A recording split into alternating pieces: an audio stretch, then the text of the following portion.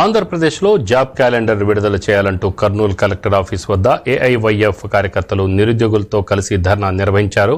ఎన్నికల ముందు ప్రతి సంవత్సరం జాబ్ క్యాలెండర్ విడుదల చేస్తామని చెప్పిన సీఎం జగన్ ప్రభుత్వం ఏర్పాటైన తర్వాత ఇంతవరకు ఒక్కటి కూడా విడుదల చేయలేదని ఆరోపించారు. 4 ఏళ్ల జగన్ పాలనలో జాబులు లేక నిరుద్యోగులు తీవ్ర ఇబ్బందులు పడుతున్నారన్నారు. వైసీపీ ప్రభుత్వం వెంటనే స్పందించి జాబ్ క్యాలెండర్ విడుదల చేయాలని డిమాండ్ చేశారు.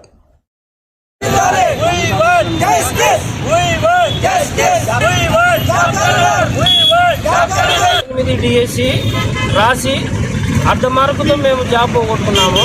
అప్పటి నుంచి మేము పోరాడుతూనే ఉన్నాము, కష్టపడుతూనే ఉన్నాము. నెల నెల డబ్బులు ఖర్చు పెట్టి అప్పులు చేసి మేము ప్రిపేర్ అవుతున్నాము.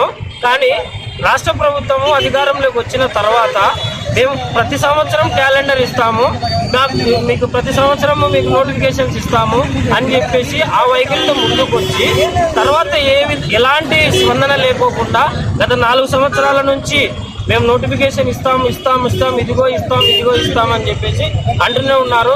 గత 2 టెట్లు కూడా జరిగాయి. ఆ ప్రమేయంతో ఎలాంటి నోటిఫికేషన్స్ ఇవ్వట్లేదు.